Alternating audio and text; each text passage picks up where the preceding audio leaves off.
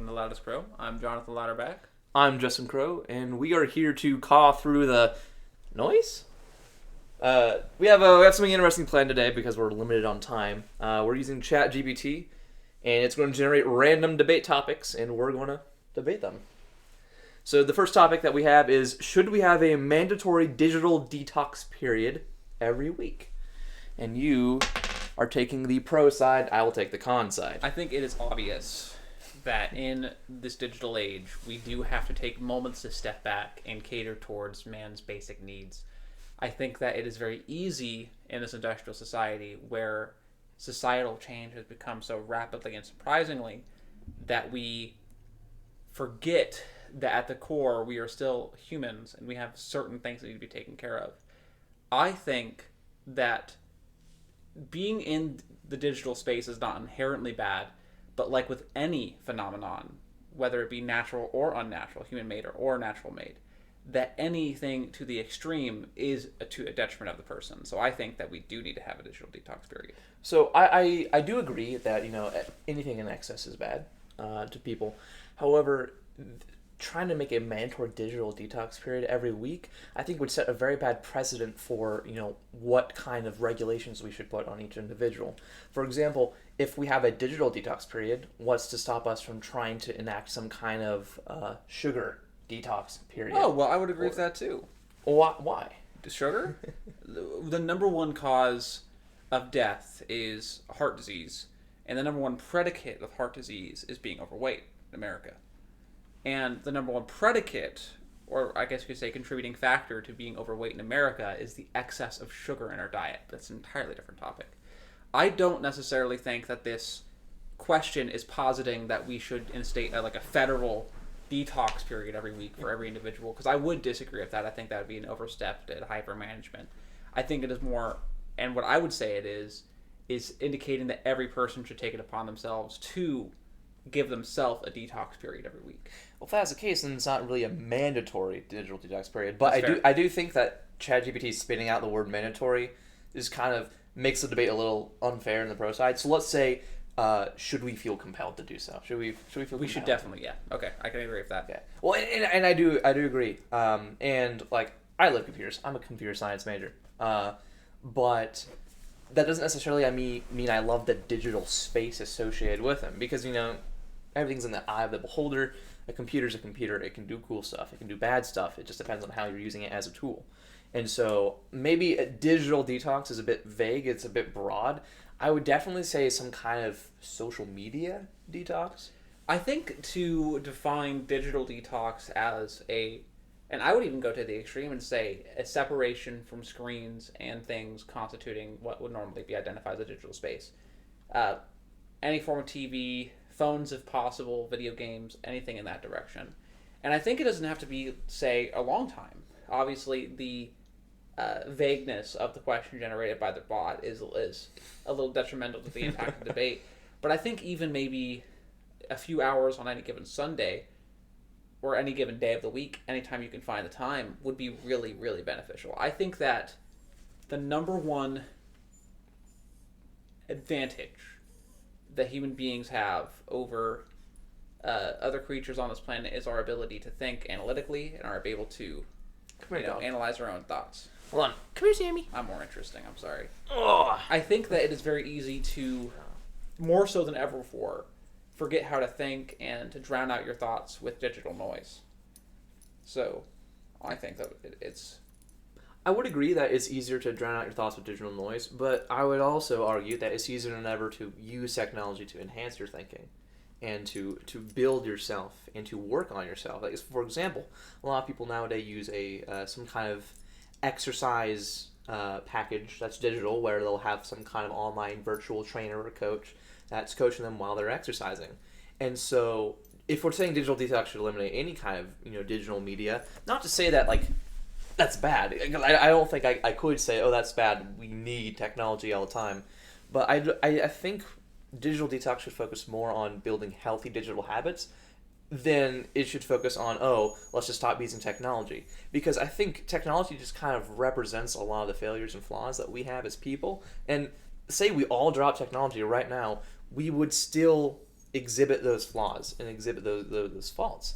And so I think putting the focus on digital detox kind of distracts from the fact that a lot of the problems we have in the digital space are maybe, they're worse than they would be in a physical space, but they're still there because of our innate human nature. I think digital spaces do nothing more than exacerbate, especially with certain types of people, certain flaws.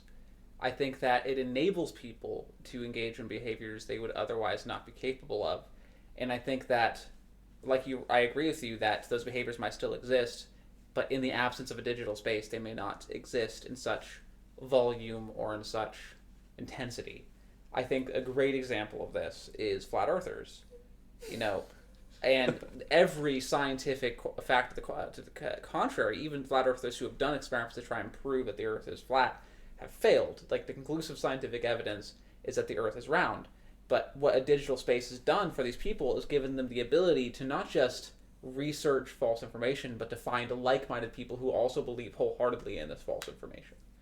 I think that basically what the digital age has done is take what might be without a digital platform, what might be a very minor niche issue that will never see the light of day, and blown all those issues up out of proportion. Now, let me ask this. Would a digital detox, period contribute to this, or would people who are out of their digital detox period just act the same? I think that it's impossible to remove the digital from the digital age. Like, we're still going to be digital no matter what. What I do think is that for people who may suffer from these sort of behaviors, having a period where they remove themselves from the internet and engage more in the physical world around them will build healthier habits and more deep connections with that physical world. And while you can't guarantee nor even ask somebody to abandon the digital in the digital age, I do think that asking them for more balance and giving them a mandatory period of the week where they might pursue that balance would be very beneficial. I still wouldn't say mandatory, but still, I do think it would be very healthy to encourage people to take time. I kind of wish I had taken the stance, like I argued from like a government mandated, because that would be fun to argue for nothing else. That would be really fun, but again, that would start tying into all sorts of other issues. It's like suddenly it's like government tyranny. I'm like, to kill Facebook. Yeah, well, and like honestly, arguing con for this once we remove the word mandatory is very hard, because I really do think that people need time away from digital space. Yes. Like my life improved drastically when I started trying to focus on things outside of the digital space, hanging out with people in person as opposed to the Discord calls all the time, trying to get into rock climbing to work on myself physically, going to more events at school, more clubs at school, because for a long time, the computer was my source of interacting with others, because my parents didn't like driving me to other people's houses, and my parents didn't like having people over here, and so I would only really get to connect with people at school, and even that was kind of limited, because when you're in 5th grade, you just kind of show up, you're there, and then you leave. Yeah, 100%. There's not really a lot of time to find those groups of people. I think that the symptoms, and I know this is going to sound a little tinfoil hat, but the lobbying the motor industry did to change America's infrastructure to be based around cars has had far-reaching societal impacts. It used to be that, hey, yeah, I don't want to drive you to this place, but just go walk to your friends who's like a block away, right? You were able to have these cities that are much more tightly compact, even smaller towns that were tightly compact, and you were able to engage in that way. But that's a different issue. I think we're getting off the topics that we should summon. All right, we shall summon ChatGPT. And you tell us who won each topic in the comments below. Oh, I think you're going to win every topic. I don't know about that. I'm not going to lie. Well, and it also kind of depends on the... What? Yes. It just depends on... I'm going to say, give me another. Give me another. Give me another random topic. Okay. Should individuals be able to sell their own organs for transplantation? That is a very interesting topic. All right, so I'll roll the die. All right, pro again? You are taking pro, and I'm taking con. I think that this boils down to people own their bodies, and I think that legislation, as it currently stands in place, places freedom out of the hands of the people in terms of their own bodies. I think that there are many circumstances already where you are allowed to manipulate and modify your body legally. And in certain facets, in certain countries, in certain states of this country, you are allowed to sell aspects of your body legally. So to me, this is not an issue of dichotomy of if it happens, but an issue of scale, an issue of where it is on the spectrum of how far you should allow it. And I think on principle, since we already allow it to happen in certain aspects, we should allow it to happen. I think it has multiple benefits. First, I do think there should be legislation or regulations around the extremity people are allowed to do. But the people being able to sell the organs has two impacts. One, it might allow you to get out of a financially difficult situation legally, right? Especially if you sell something redundant, especially if you do it properly, especially if you go through the right channels.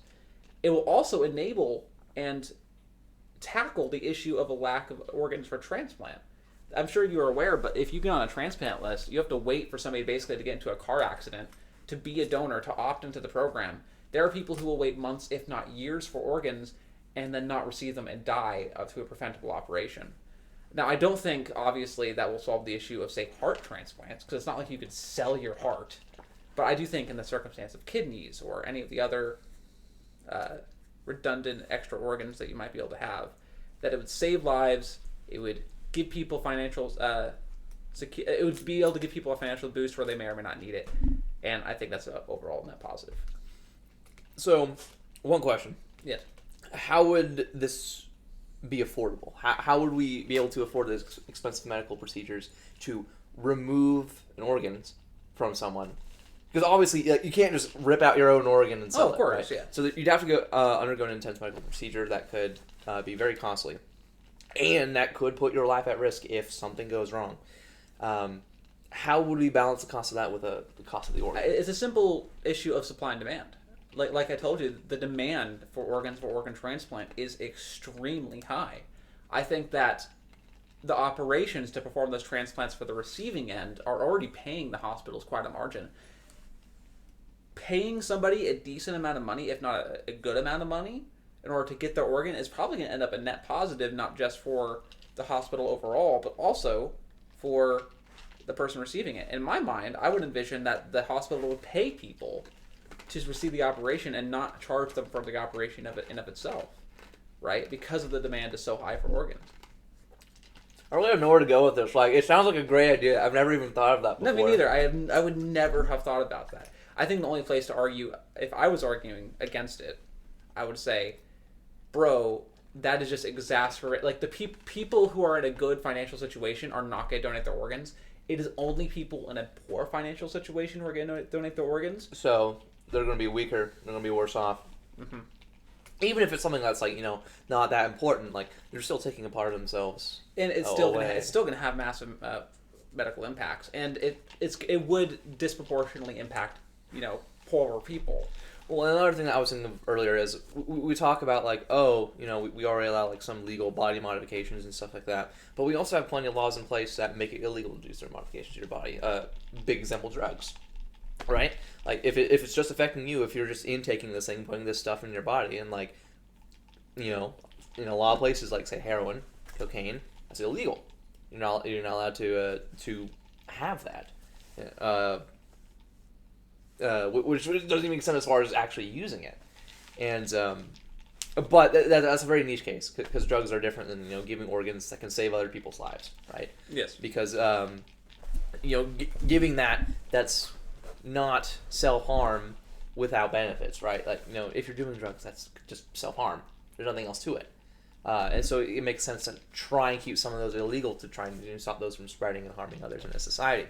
But when you have this isn't self-harm where it's like you're just losing something and maybe getting money back, but you're also giving someone else an organ that they can use and that they need.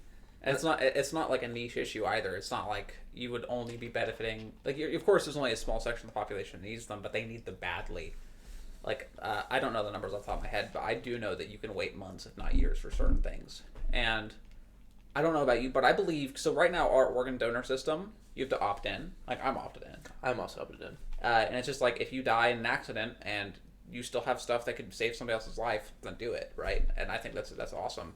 But because it's opt-in, there are so many people who would do it, who don't, just because they don't opt into things. Most people, like if they see something to opt into, they're like, nah, right? Just the basic psychology. I think it should be an opt-out system, right? I think that solves literally everything. It's like if you care enough not to want to do it, then do it.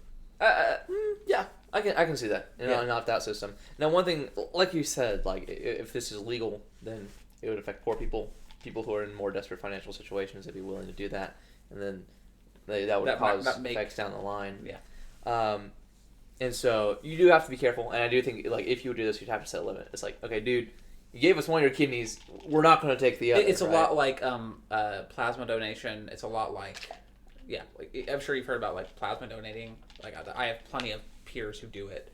Like a lot of my coworkers at Men's Warehouse, a lot of the part-timers, they will do it weekly, if not bi-weekly, to get that extra money. And it makes sense, but it's like rich people aren't going to donate their plasma because they don't need to. And I don't entirely know the health ramifications of giving up your plasma ad infinitum for a long period of time, but I'm sure it can't be good, right? Yeah. Okay, next topic. Maybe you'll be pro this time. You definitely want that one, yeah. I wonder if like all these are going to be very pro heavy. Sammy, stop whining. Okay. Negative is all about just gotta find the right angle. Okay. Should we allow AI to make life-changing decisions for us? Okay. One. So I am pro this time. So I do think we should allow AI to make life-changing decisions for us, simply because like right now we're using AI to help us decide like what we're debating, but we can. There's no reason we can't scale it up to make more important decisions.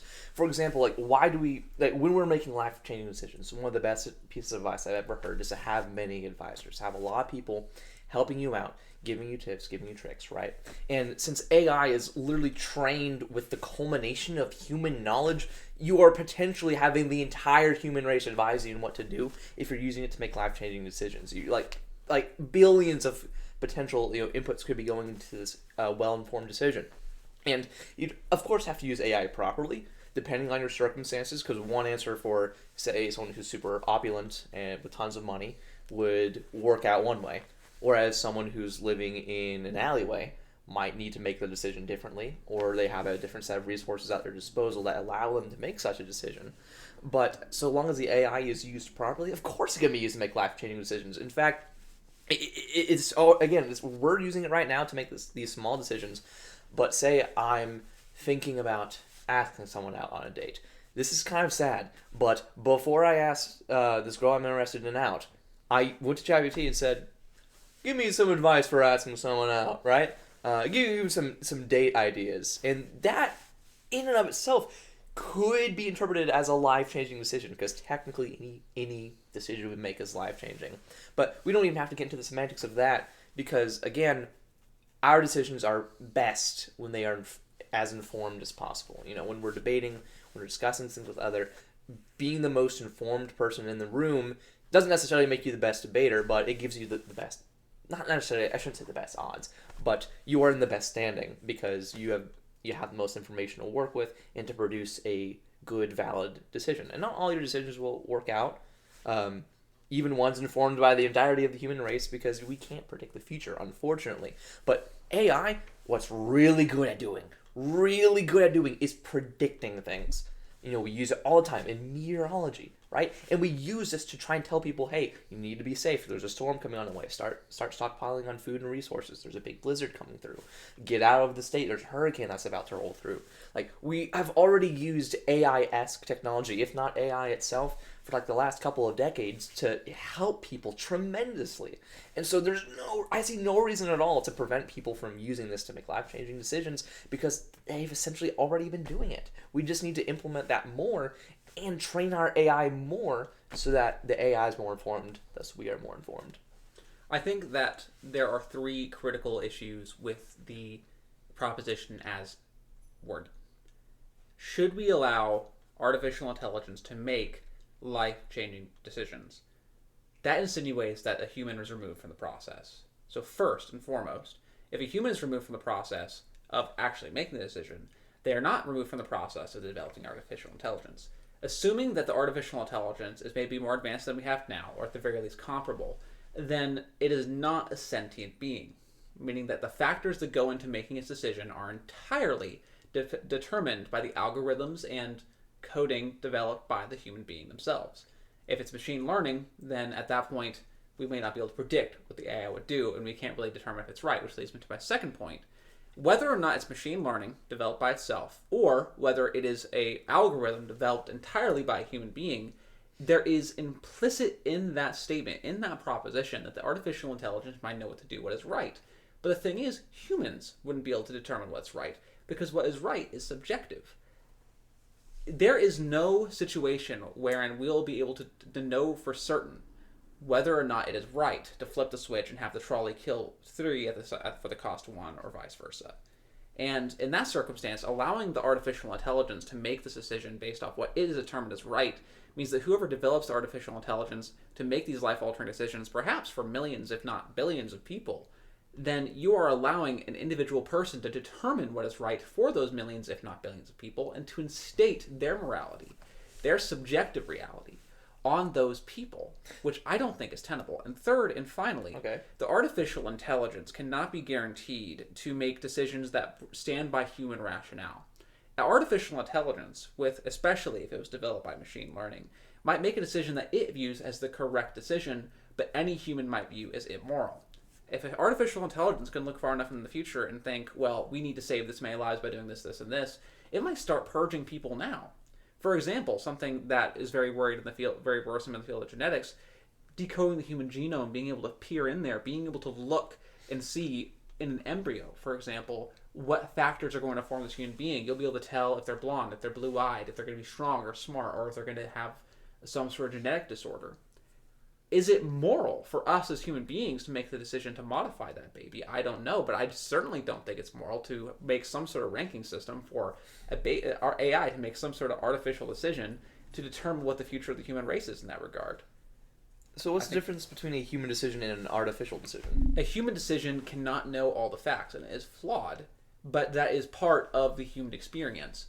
We can't assume any human being to make the best decision every time without fail. But it is that ability to make mistakes that makes it human, that makes it... The fact that the human doesn't know every factor leading into its decision makes it more moral whenever it makes a mistake than whenever artificial intelligence were to make a seemingly evil decision knowing every factor going into it. So humans making mistakes makes their decisions better? It doesn't make their decisions better, it makes their decisions more just. Because as long as there exists area for human error, as long as we look at, say, the President of the United States and we think, well, I don't know if I could have done better, then we are able to function as a society trying to determine what is best, most correct.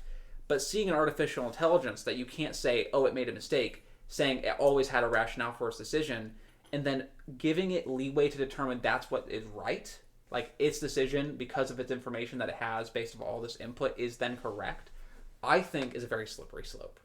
It could be a slippery slope. It definitely depends on how you're implementing this. But I think, like, on a global scale, we simply can't, because there's too much nuance to each individual person's decision.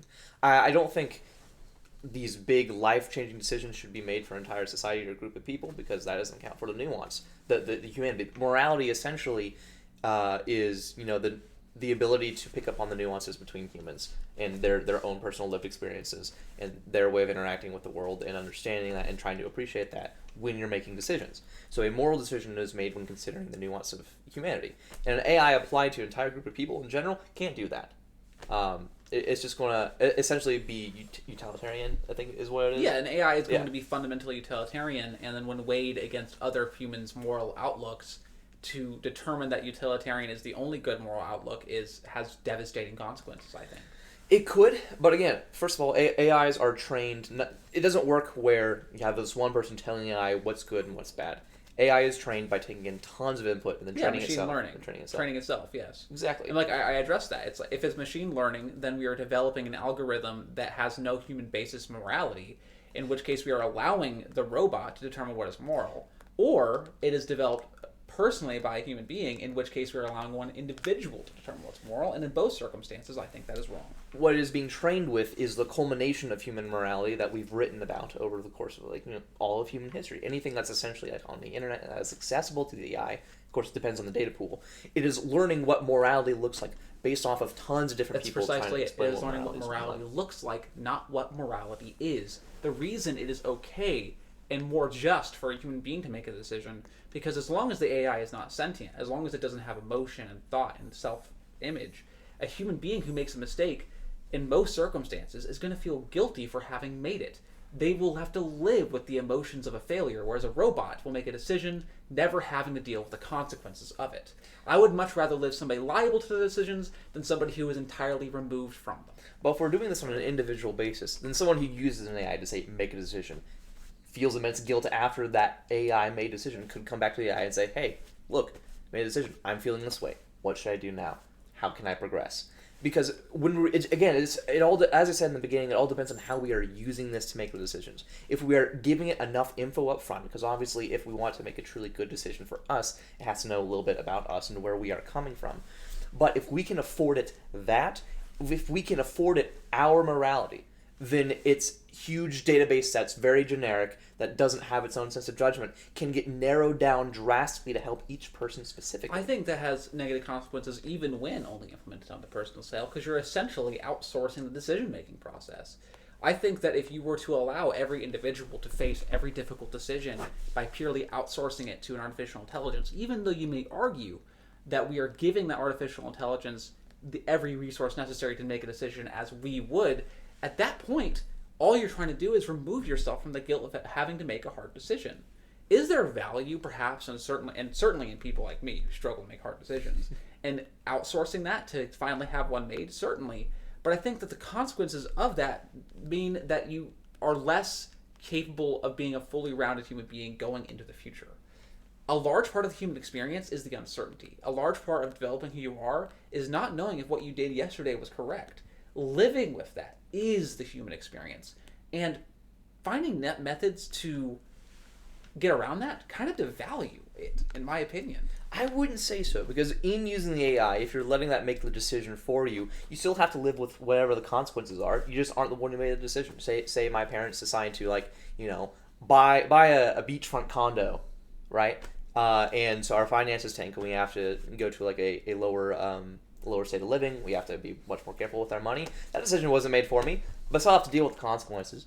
And I might even feel a bit of guilt if I maybe influenced my parents into buying that beachfront condo because I thought it was really cool. But you would have felt like, so in that circumstance where you influenced, was it an artificial intelligence who influenced it? Or was it you who made the decision to influence yourself?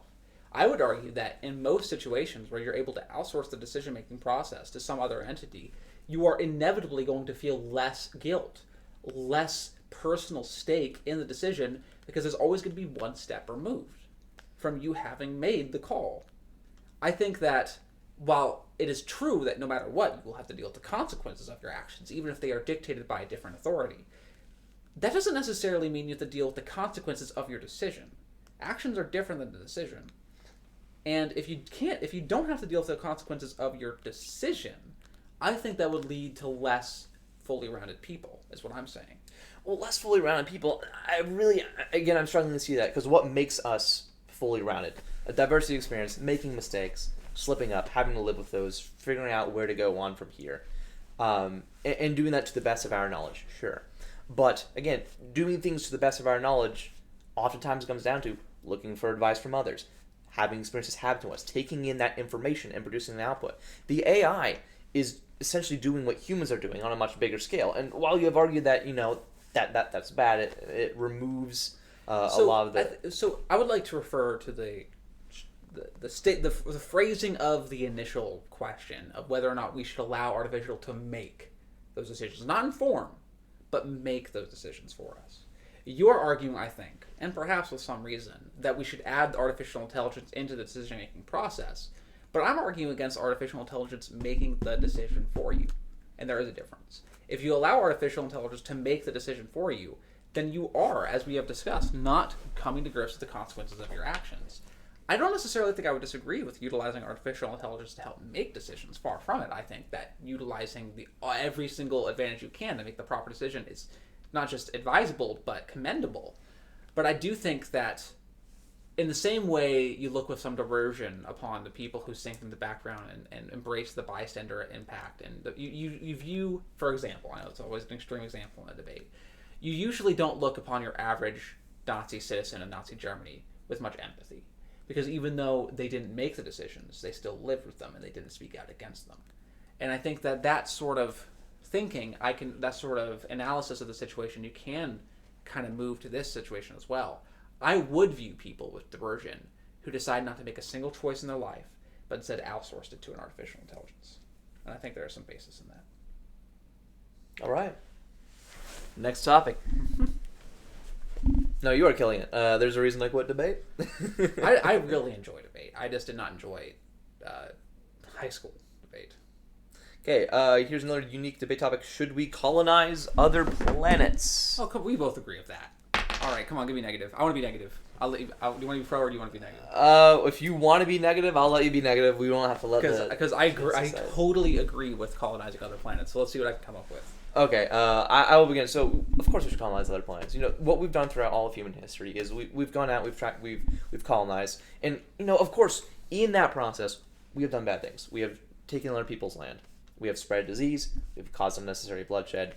We've ripped things out of the hands of people simply because we were bigger and stronger. We had the ability to do that, and in doing so, we got to establish whatever laws and rules that we liked and that we wanted.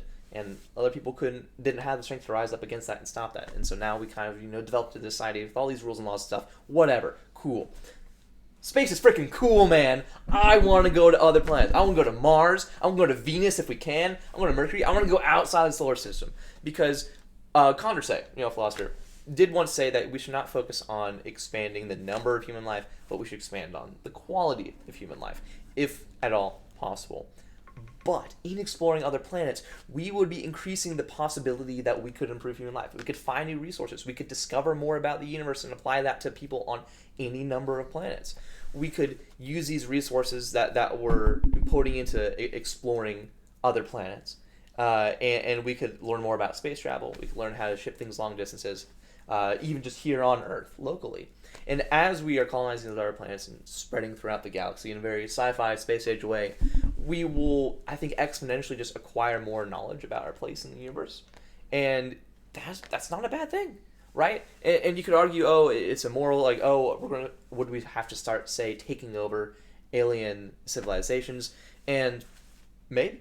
But I would also argue that as we expand our horizons physically, we expand our horizons morally as well. As time goes on, we acquire more philosophy, we acquire more knowledge, and while we have this innate human nature that is hard to break away from, I think the best way to try and break away from that is by expanding and giving people more grounds to be different, which means they have more grounds to spread diverse viewpoints and more grounds for the human race to evolve, not just physically, but emotionally and mentally and politically. The human race does not deserve space. It is not. In my mind, to entertain the notion that we should colonize is to entertain the notion that we deserve to colonize. It is to portray the human race as something that needs to be spread, something that deserves to be spread, not just for the betterment of us, but for the betterment of all. I don't think, necessarily, anything more that the human race is nothing but a pathogen, a disease. And I think that if you were to view the human race in the cosmic sense, and view us in this... I don't really believe all this one. I'm gonna go with it. If you view the human race in the point of view of the cosmic scale, and you look at what we do to planets, and you look at what we do to ecosystems, and you look at what we do to there, we destroy, right? What does a disease do? It infects new hosts, for no other reason than to reproduce, and that eventually uses up all the resources in the body, and either the host wins and the pathogen dies, or the pathogen wins and the host dies. And to colonize more of the galaxy is to do nothing more than to spread the human pathogen, to consume more resources, to eventually make Dyson spheres and absorb the suns themselves for no other purpose to extend our own tiny little lives. I think it is nothing more than a moral point of view that unless we can master our own backyard, unless we could, hedge the weeds and maintain what we were given, then why do we deserve to have anything else? We can maintain what we're given. First example, we started creating a hole in the ozone layer, and we're like, we should stop that. And we did. That's true. Let's close it back up. And, with all, the climate awareness spreading nowadays, we're very aware that, the human race has to have a symbiotic relationship with the environment. We can't just take and take and take it, because take is our first intuition as living beings. Resources, yay, more of that, please. But now we are realizing that resources, are limited in supply, and that we have to try and maintain them if we want to continue living and existing. And so I think already here on Earth, we are realizing how important it is to have that symbiotic relationship. So in spreading, yes, we'd be spreading, but we wouldn't be a pathogen that harms or kills the environments that we go out to. If anything, we would just change them for our benefit, but we wouldn't destroy them. And different isn't necessarily bad. And I would also argue that, I do feel it's unfair that I mean, you asked for the con side, but like, what was my point here? So, say we're spreading these other planets, colonizing them, like, and we need to ask, should we do that? Is that healthy? Well, as I said earlier, we should not focus on increasing the number of people, but we should focus on increasing quality of life. And by spreading out, we have more discoveries. We also have more land available for each individual person. You see, like nowadays, areas that are denser in population generally have more wrong with them. They're more impoverished. They have more needs, and they have more people with those needs going unmet, which is very unfortunate. But as we've seen in developing societies, their birth rate starts going down once quality of life goes up, once societal advancement goes up. And so as time goes on, if we want to afford people a better quality of life, we would probably want to give them more space to have that life in.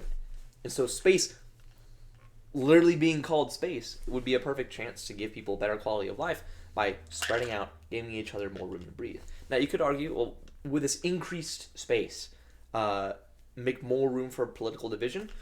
Yes, but as we're talking about with the discussion of the digital age, when we're more connected than ever, it's like, physical barriers over time will just decrease. And the dangers that come with those physical barriers will also decrease and diminish. I think that viewing the human race as a pathogen is correct in the sense that if it is... once again, I want to iterate. I don't really believe this. If it is growing so numerous as though it can no longer support itself, then they deserve to die.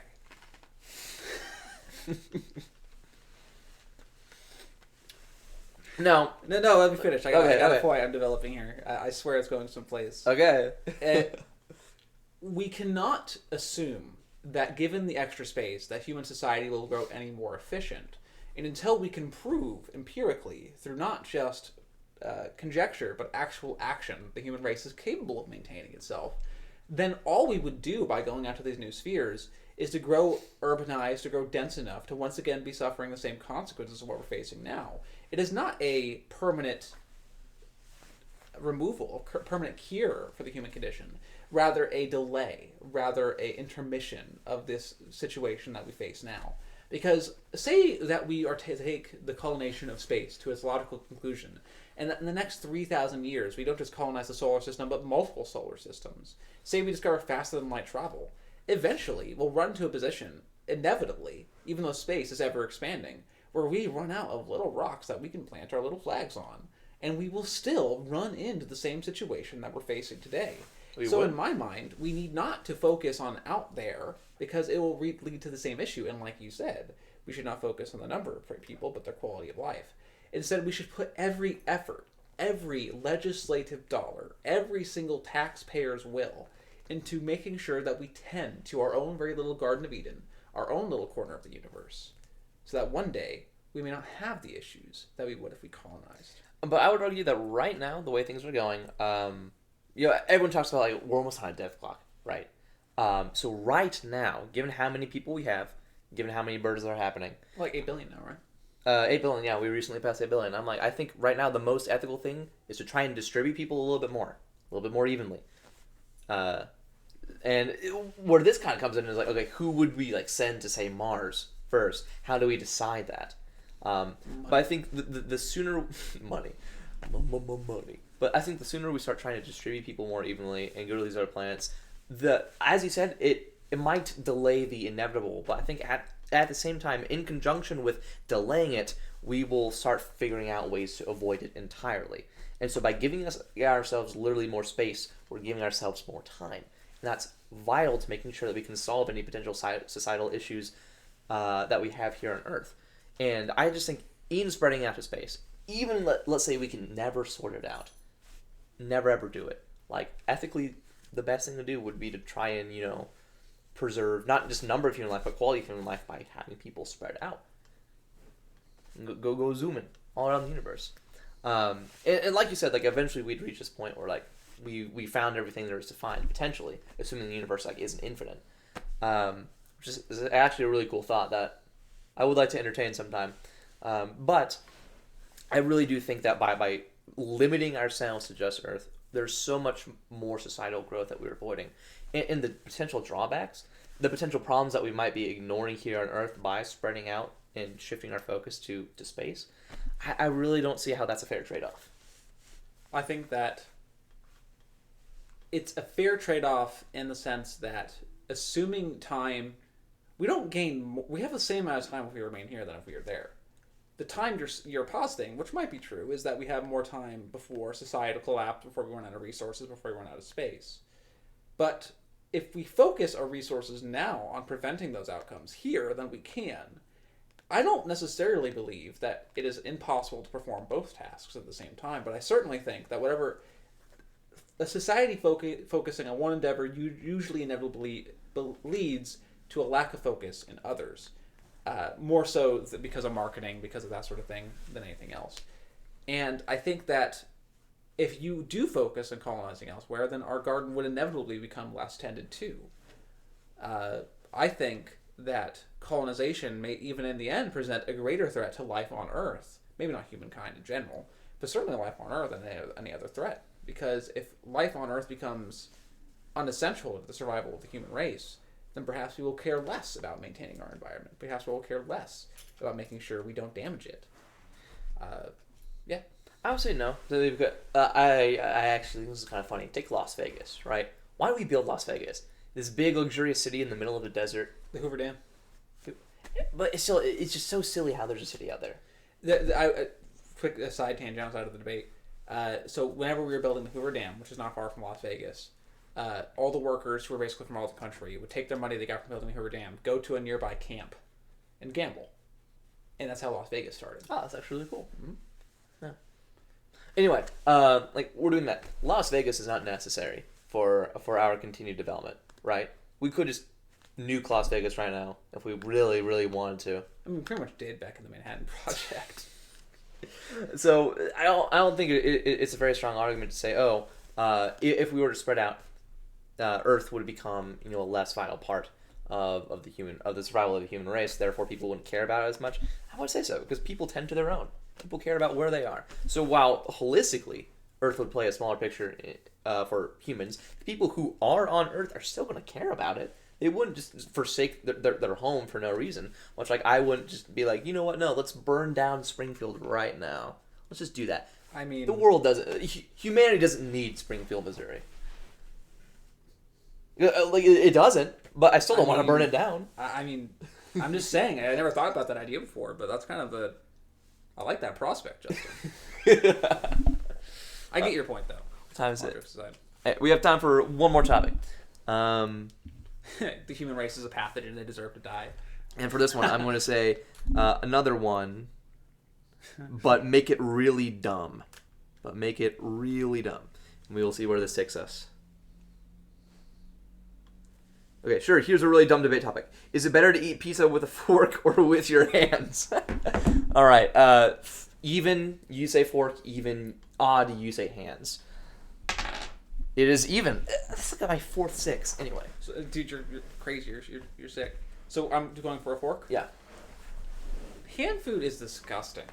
Like, let's really think about it for a second. How often, like, we should wash our hands a lot more than we do, and we don't. Whenever you eat hand food, what are you putting in your mouth? Really? Food. You're putting food in your mouth. But you're putting a bunch of little hangers-on, little stowaways into your mouth, too. Pathogens, as previously discussed. All sorts of awful things that you could be avoided with proper utensils. So I guess my points are threefold. First, it is more sanitary to consume with utensils. Second, it is more cleanly to consume with utensils. And third, we have utensils. Why not use them? So here's the thing right now, right? Especially talking about Las Vegas, talking about water and all that stuff. By using utensils, you have to wash them. You have to take care of them. Or if they're plastic, you have to dispose of them. You're creating so much excess waste when you're using these utensils for something that's so easily consumed just by picking up and eating it. The structure of pizza. Have you ever seen Osmosis Jones? To eating it. I have seen Osmosis Jones, and yes, of course we have germs on our hands, and it's disgusting. Are you telling me washing our hands is so easy though? Okay, but if you don't do that. Like, have you ever been to a male restroom? Oh, of course. Have you ever been sitting there on the toilet and you have people walk in and then you don't hear the faucet go? But that's a skill issue, John. That's a skill issue. What I'm saying is, if we do start eating pizza with forks, those same people, maybe they won't wash their hands, but at least they'll be forced to use a fork, dude. But you know what you have to do to eat a pizza with fork? You have to grip it with your hand so that you can try to eat it with your fork. You have two utensils. You have a knife and a fork. Right? Okay, but how awkward would that be? Are you going to try to pull it apart with the utensils too? Have you never been to a pizza buffet? Like, have you never used a little pizza cutter to get the pizza little pizza cutter? Okay, yeah, you can do that. Okay. But still, it would be so awkward trying to cut that up and eat it. Dude, okay. The only awkwardness here is the unrefinement of the American culture. All right? It is terrible. Like, we are the laughing stock because we eat pizza with our hands. Do you think it was 9/11? Do you think it was World War II? Do you think it was any of these other major historical events that inform people's perspective of us? No. It's the fact that we eat hand foods. We are a laughing stock, dude. Literally, eating hand foods is what society has done since the beginning of the human race. Okay, listen, our hands are so powerful. I would argue that it is not just important for national image, but national defense to utilize fork and knife to eat pizza. Really? Of course. And why is that? So we need to pour out our resources into making more silverware to eat pizza with? We have enough silverware already. People just don't use it. Like, we have plenty of silverware. Listen, we need to eat pizza with a fork and knife for national defense because it will train people to use forks that they might then use to defend themselves from invasion. Right? I like how you're using forks as an example instead of the knives. Oh, the knife. No, don't use the knife. Use the fork. Where were they going with that? Another problem, though, is that if you're using silverware, you're increasing the risk of injury. What if you puncture yourself? What if I stab my eye out with a fork while I'm trying to a nice slice of Papino's ravioli pizza special? Are you telling me that you've never gotten carpal tunnel from clenching a piece of pizza so tight in your hand with your grubby little mitts? You try and pick up the pizza. You're sitting at your... You would get carpal tunnel by using the silverware. No, you wouldn't. I have very ergonomic silverware. Now, clenching your hand, though? Come on, man. So how do you hold your silverware? Are you telling me you could hold a piece of pizza after playing 12 hours WoW? Because that's impressive, first off. Like, but I can't, certainly. I need a fork to ensure... That's another reason. I forgot my initial 3 points. First, cleanliness. First, sanitary, I should say. Sanitation. We would save lives if we didn't eat pizza with hands. Because I assure you, going to a pizza party, you can't control whether other people wash your hands. That's true. You can't. You can't control whether they all, with their grubby little mitts, go to the bathroom, wipe their butt, come out, grab pizza out of the pizza thing. You also can't control them for just reaching in and grabbing pizza. You can if you give them a fork and knife, because they totally will use them. Second, cleanliness. There's nothing worse than trying to do something while you're eating pizza, and then you're done eating your pizza, and you look down at whatever you're using, whether it's your schoolwork, whether it's your computer, and seeing it covered in pizza grease. Do you know how much that sucks? You know why utensils exist? To prevent that outcome. You will never have to worry about pizza grease on your valued personal objects ever again. In the process of getting grease on your hands, you are inclined to wash those hands. So if anything, you would be more sanitary by using your hands. Because if you're getting this grease all over your hands, I would want to wash them. I always wash my hands after eating pizza. Because when they go greasy and gross, I don't want to touch other stuff or other people with those greasy hands. So I wash them, and in the process, I'm like washing my hands before and after the meal, which is more sanitary. I speak as a veteran of many conflicts here, Justin. Having hosted many parties in my abode in my time, that whenever you're young, for example, whenever you are like a young preteen teenage boy, you're having your friends over for a pizza party, you're breaking out Smash Brothers, you could have the GameCube controllers, you wash your hands because you don't want to mess up your GameCube controller, they leave, and your setup is just a bucket of grease. Like, your controllers might as well be able to slide across the ground at Mach speed because there's no friction because there's so much. And so then you're encouraged to disinfect them and sanitize them because because the presence of the grease encourages you to develop these healthy cleaning habits. But we don't need to do it if they use fork and knife. But by not doing it, there are still all those germs on the controller. It's just not greasy, so you don't think to clean it and wipe it. So by using your hands and getting grease all over it, yes, of course it's frustrating to clean that grease off, but it would be frustrating to clean germs off if that were the only thing on there. Okay. No. No, it's wrong.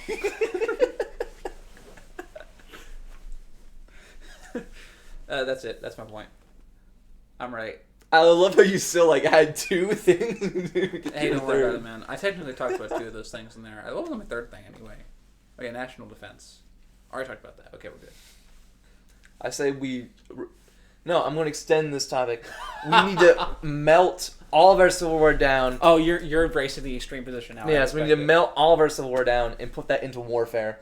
Yeah, there we go. Dude, let's turn it into bullets. Literally, though, funny that you say that happened in the Civil War. Really? I think it was in Washington, D.C. that I think Abraham Lincoln put out an order for everyone to turn in their silverware, and I think they turned it into bullets. Yeah. But we wouldn't need that nowadays, dude. That's what the government wants you to think. Dude, we spend more money on our military than the next 10 countries combined, most of which are our allies. Yeah, but if we stop spending more, we're going to give them the idea that they can pass us. We just got to keep ramping it up, bucko. All right, let me get this straight. So we can't take people's guns, but we can take their silverware. Yes. Would you imagine, you're just, sitting there, you're eating your crumpets and your tea and biscuits, and you're just sitting there with your pinkies up, cutting apart your fish and eating it up.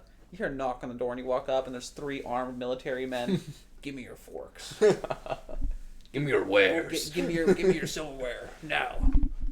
This is not a request. This is an order. Come here, Sammy. Get up here. Oh, she got hops. She got hops. Especially for her age too. It's kind of surprising. Yeah. A little hoppy. All right. Well, we are pretty much out of time. I was doing laundry. He was doing laundry. And we're gonna go climb some rocks. We're gonna get all scraped up and sweaty. Yeah, Sammy, I like them apples.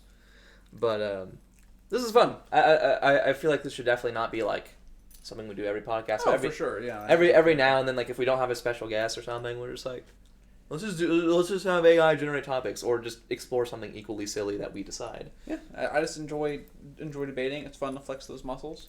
It really is. It is. Your ability to just form these decisions and come up with these points to support them off these random topics is actually really impressive. Thank you. And I think if I practice that, I would have some good. It really is. It's practice. We talked about it earlier, but it's having a wide knowledge base does not make you better at debating, but it makes it a lot easier to be good at debating, because you may not be able to come up with the right words if you just have the knowledge, but you certainly. Knowing what I do just in general about things allows me to form positions quickly. And honestly, one of the most critical parts of any debate, once you form your position, don't be afraid to, 1, let it go if need be, and 2, die on that hill if you need be. You should never play the middle ground. You should either let it go, or if you want to stick to it, stick your guns and just keep arguing it. No, stick to your forks. Bigot.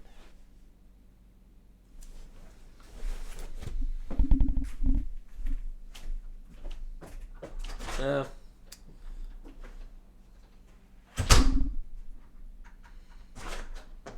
are you coming back in? I didn't give you permission. I thought you were going to end the podcast. No, I'm not going to end the podcast. I will end you, though. Give it You better be ready. Oh my God. You better be ready. Oh my God. You better be ready, John Larson.